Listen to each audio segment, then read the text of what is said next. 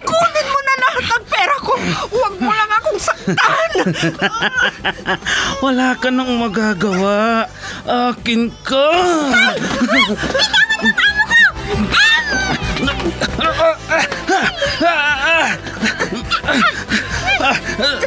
Sino kang pumulupot sa likod ko? Bumaba ka dyan. Hanggat di mo binitawan ang amo ko! Lalabas ang dinamulok ko!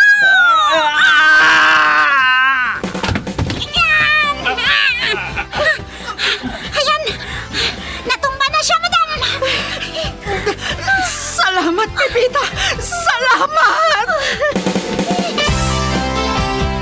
Super Pipita, ang balikbayan na OFW, survivor mula Iraq, palaban sa hirap at nakahandang magsakripisyo sa ikabubuti ng karamihan, kabilang sa mga naturingang bagong bayani ng bansa.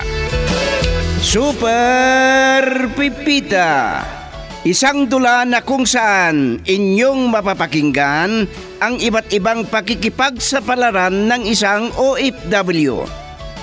Super Pipita, mula sa Lovelet Artist and Talent Center Drama Productions, handog sa inyo ng #1 and most trusted radio network in the country, Bombo Radio Philippines. Basta Radio Bombo.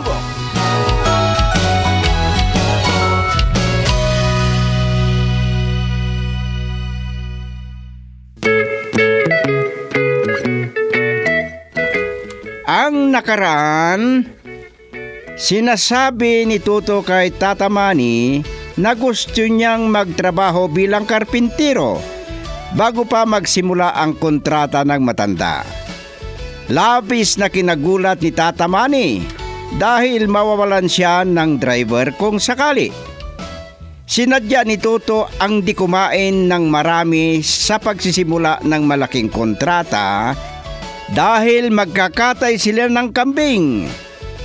Nainis ang matanda dahil hindi pumasok ang 5 trabahador para maghukay para sa pundasyon.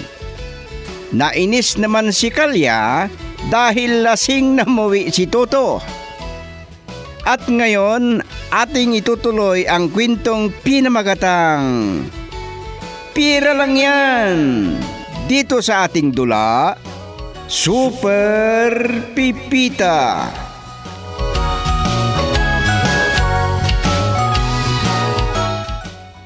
Ang bigat naman nitong briefcase mo. Pera ba ang laman nito? Hindi ka nagkakamali, Tuto. Hindi ka kasi sumama sa loob ng bahay ni kumpare. Kaya di mo nakita. 10 milyon lahat yan. Talagang marami kayong pera. E di diretso ba natin sa bangko ito? Ay nako, kanina pa sarado ang bangko, Toto. Magsasabi sana ako ng pera sa'yo, engineer. Oh, tinawag mo akong engineer. Ibibigay ko ng sahod mo. Gagawin kong 7,000. Maraming salamat, sir. Ay, ang liit naman ng 7,000 sweldo lang ng karpentero sa isang linggo. Engineer sabi mo kanina. Tapos ngayon, sir, gusto mo yatang bawiin ko yung ibinigay kong dagdag ng sweldo mo. Aalis na ba tayo, engineer? Ang sarap matawag ng engineer, Tuto. Tara na. Pero bago ko makalimutan, iabot ko muna itong sahod mo. 7,000 piso yan, lahat. Maraming salamat, sir. Parang marami yan dahil tig-100 at 20 pesos lahat yan. Bilangin mo. Hindi naman siguro kayo nagkamali. Maraming salamat ulit, engineer.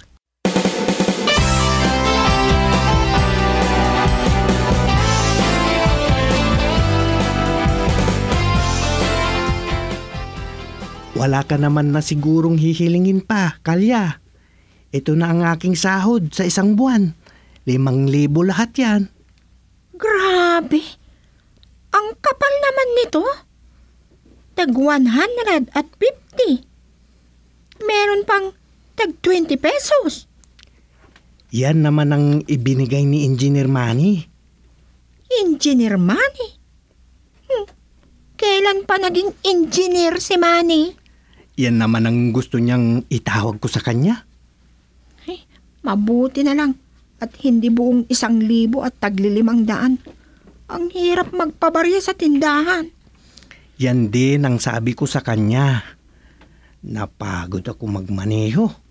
Matutulog na ako. Matutulog ka na. Hindi ka pa nga kumakain eh. Mamaya na lang, Kalya. Huwag mo muna akong kausapin. Para makatulog na ako.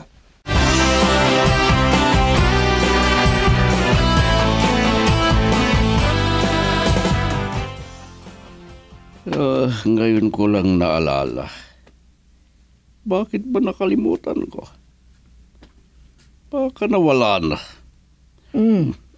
Bakit bigla-bigla kang bumabangon, Manny? Talagang wala yung briefcase ko dito sa kwarto. Anong hinahanap mo?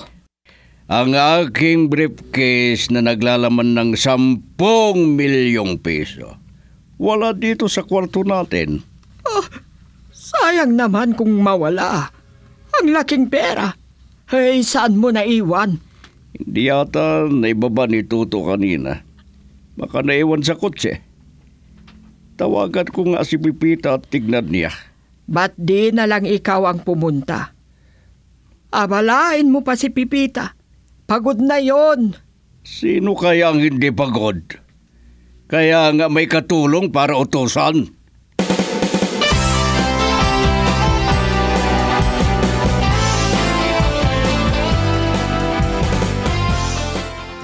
Ito kaya ang briefcase na may lamang 10 milyon? Nakalimutan daw ni Sir Iba pa. Ay, isa pa itong si Toto. Mabuti na lang at di pa ako nakatulog. Hala, tatawagan pa ako ni Sir. Hello po, Sir! Ano? Nakita mo bang briefcase ko? Opo, Sir! Andito sa likod ng upuan ng kotse niyo. Sige, bumalik ka na dito. Huwag mo nang bubuksan. Kasalanan mo pagkulang yan. Ay, opo, Sir. Papuntan mo po dyan. Kasalanan ko pa kung nagkulang.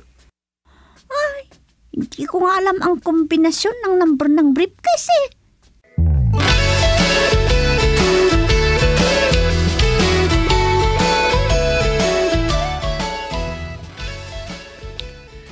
Eksaktong 1 milyon to. Akala ko kulang na. Si Pipita talaga ang pagbibintangan ko. Ang aga-aga. Iba na naman ang nasa isip mo, Manny. Pinag-iisipan mo ng masama si Pipita. Mahirap nang magtiwala sa panahon ngayon, Hermana. Marami kong nababalitaan na maraming manlulokong katulong.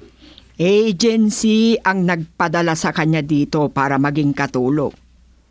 Gumagawa ka ng dahilan para masira ang pangalan ni Pipita. Kahit na gusto mo pa yatang magipag-away sa akin. Bakit ba pinagtatanggol mo si Pipita? Ikaw ang may kasalanan. Bakit mo kinalimutan? Marami nga akong iniisip. Tignan mo yung 2 kontrata ko. Yan naman ang gusto mo. Nagbibintang ka kung wala kang kontrata. Anong gagawin mo dyan sa 10 milyong piso? Anong gagawin mo sa pira kung di mo gastusin? Titignan ko mamaya kung kailangan bumili ng materyales. Kunin ko nga pala itong 1 bundle na pera. Meron ka na namang ipagyayabag. Ikaw talaga. Ba't hindi mo muna ubusin yung pera mo sa bulsa mo? Ilagay mo muna yan sa bangko kung di mo pa naman kailangan. Hindi ba ngayon? Maalala ko.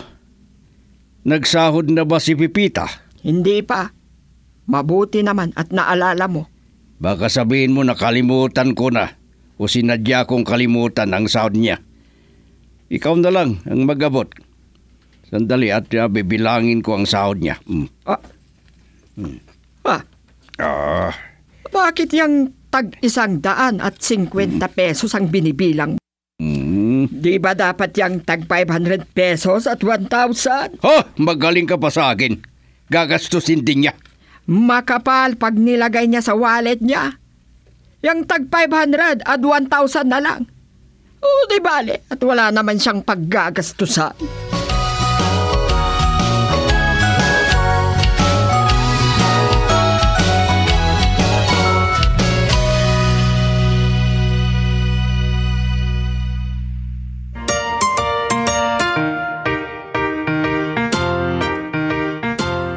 Huwag mong kalimutang isarado ang gate, Pipita. Makikita po naman sa taas kung may darating na tao. Kung nagdadalawang isip ka sa tao, huwag mong bubuksan ang gate. Opo, madam. Lalo na at alam kong wala kayo. Walang dahilan para magpasok ako. Hindi naman po ako ang sadya nila. May nabalitaan daw si Manny na nagpapasok ang isang katulong ng lalaki. Ayan tuloy, nanakawan sila ng wala sa oras. Yan nga ho ang hindi mangyayari, madam. Ay, madam, si Kalya, papunta dito. Kalya, saan ka pupunta? Ay, bibili sana ako ng bagong damit. Matagal na ding mula nang nakapagsuot ako ng bagong damit, Aling Hermana. Mabuti pa si Pipita. Laging bago ang suot niyang damit. Ako naman ang nakita ni Kalya. Nasa pag-iingat yan at paglalaba para di mabilis maluma. Huwag masyadong ibabad sa mainit ang mga damit. Alam ko yan. Sige, iwanan ko na kayo. Ay, sabay na tayo, Kalya. Ayan na ang tricycle. Hindi ba kayo magkokotse, Aling Hermana? Ay, nako. Natatakot akong magmaneho. Pipita, yung bilin ko sa'yo, huwag mong kalimutan. Baka matagalan ako sa aking pupuntahan. Kumain ka na dyan.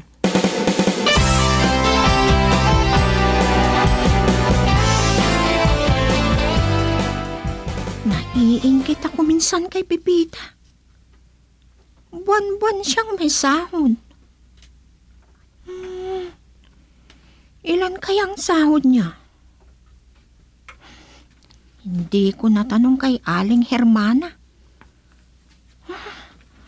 Kahit ako na lang sana ang kinuha nilang katulong. Hindi naman mahirap ang trabaho niya. Libre lahat. 3 beses kung kakain. 3 beses pag nagmerienda. Ay, ang hirap naman ng ganitong buhay.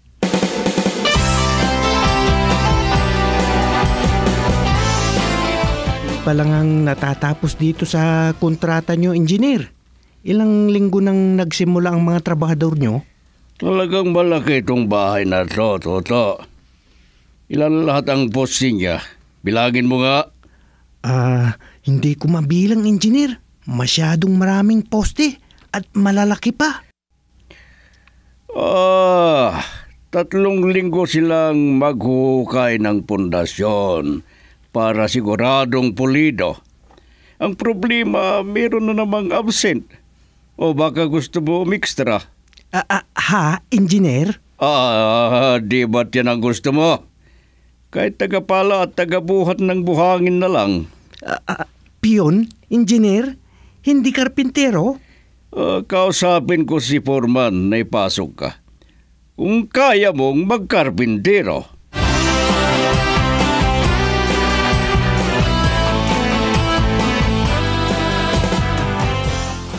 Narinig ko kanina na may kumatok. Pero wala namang tao. Itong bayad ko. Sa'yo na lang ang sukli. Ay. Pipita. Anong ginagawa mo dito sa gate? Narinig ko po kasi na may kumakatok kanina, madam. Pero nung buksan ko ang gate, wala namang tao.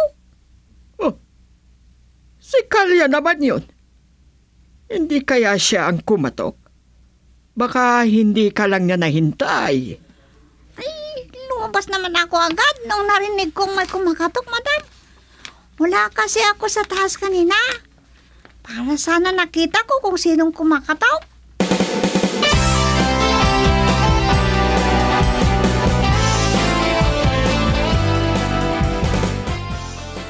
Nakakainis ang matandang yun. Driver niya ako tapos gagawin lang niya akong piyon. Mabuti naman at nandito ka na. Ang galing mo talagang lalaki ka. Pinahiya mo ako sa tindahan. Aray, ano bang problema mong babae ka? Bakit mo ako kinurot? Anong pinahiya ang sinasabi mo? Totoo naman. Saan mo kinuha ang perang binigay mo sa akin kahapon? Sinabi ko naman na ibinigay ni Tata Manny ang sahod ko. Bakit ba? Hindi naman maibili. Lumang pera. Parang hindi ako naniniwala sa sinasabi mo. Maraming pera si Tata Manny. Lulukuhin ba naman ako? Sige, para maniwala ka. Punta tayo bukas sa tindahan ng mga bilihan ng damit.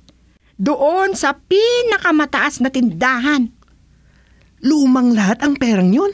Hindi lahat. Pero nung binili ko yung blouse, hindi ko maibili.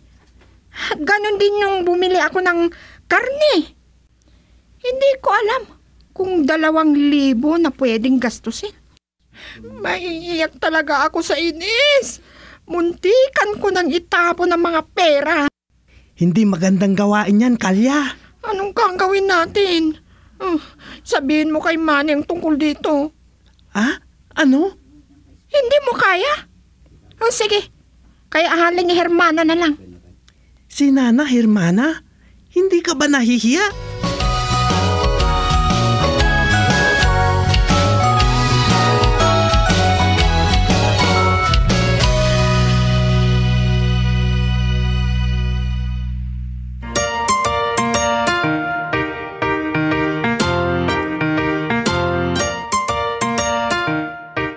Hindi ko inaasahan na gagawin ni Tata Manny yun sa akin. Sinadya niyang lukuhin ako. Parang di ko kayang sabihin sa kanya. May tupak pa naman yun minsan. Pero anong gagawin ko? Di tamang pinasahod niya sa akin. Hahayaan ko na lang si Kalya ang magsabi kay Nana Hermana.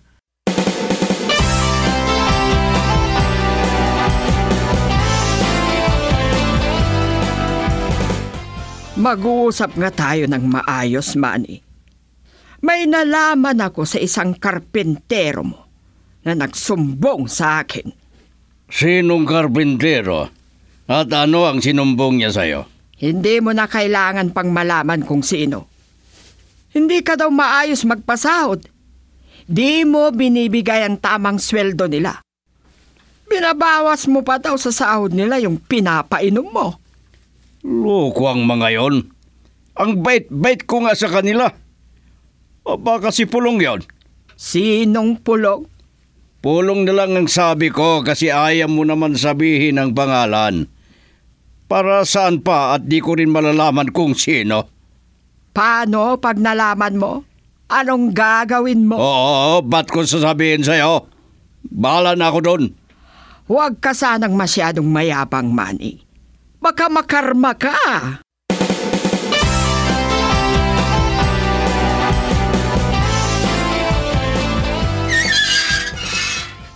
Ay, ikaw pala, Kalya. Alam kong di pa nakakaalis si ahaling Hermana. Gusto ko siyang makausap. Papasukin mo ako. Halika, pumasok ka. Nandun sa kwarto niya. Pero sabihin ko muna na nandito ka. Alangan naman na di mo sabihin na nandito ako. Ano pang dahilan? Ba't mo ako pinapasok? Tama ba talaga ang pinapasahod nila sa'yo? Tama naman. Ay, mabuti ka pa, Pipita. Ay, ang hirap talagang maging mahirap. Ano kayang ibig sabihin nito?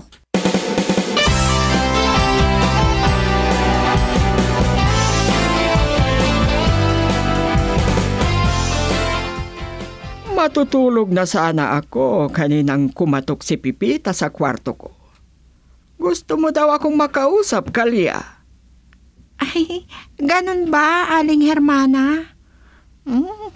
Ang laki kasi ng problema ko. Tungkol saan? Hindi pa ba sumasahod si Toto? Sige, ako na ang magpapasahod sa kanya. Yan nga ang problema ko, Aling Hermana. Sumahod na si Toto. Pero, di naman pwedeng gastusin yung iba. Ano? Hindi magastos? Opo. Luma na kasi yung ibang pera. Napahiya pa ako sa tindahan. Hindi na pala magastos sa mga perang ibabayad ko sana. Hindi mo ba dinala? Para makita ko sana kung talagang di na magastos. Aling Hermana, hindi naman po ako nagsisinungaling. Hindi naman sa ganoon. Hindi na bali. Palitan ko na lang. Baka di lang napansin ni Manny. Hindi naman siguro sinadya ng asawa ko. Magkano ba lahat yon? Ay, mahigit 2,000. Sige. Gawin ko ng 3,000. Sandali at kukuha lang ako ng pera sa kwarto namin ni Manny. Pipita, anong ginagawa mo? Kausapin mo muna si Kalya. Ay, di bali na lang na wala akong kausap. Ay, Aling Hermana, may isa pa akong problema. Nagugutom ako. Ay, oo nga pala. Nakalimutan ko na palang pameryentahin kita. Hindi narinig ni Pipita. Ay, baka nandun siya sa labas. Sandali lang at titignan ko. Ay, kung di ko pa nireklamo na gutom ako, baka walang plano si Aling Hermana na pakainin ako. Akala ko pa naman, mabait tong matandang to. May tupak din pala. Ay, ganyan siguro talagang mga mayayaman.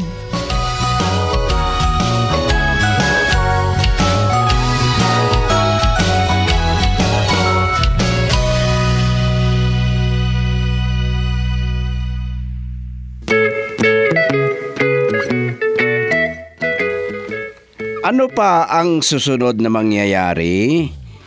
Manatiling nakaantabay sa kwentong pinamagatang Pira Lang Yan! Dito sa ating dula, Super Pipita. Isinulat ni Delphine Dumayas at direksyon Leti Astudillo Aquino. Inihahandog sa inyo ng number 1 and most trusted radio network in the country, Bombo Radio Philippines. Basta Radio. Bombo!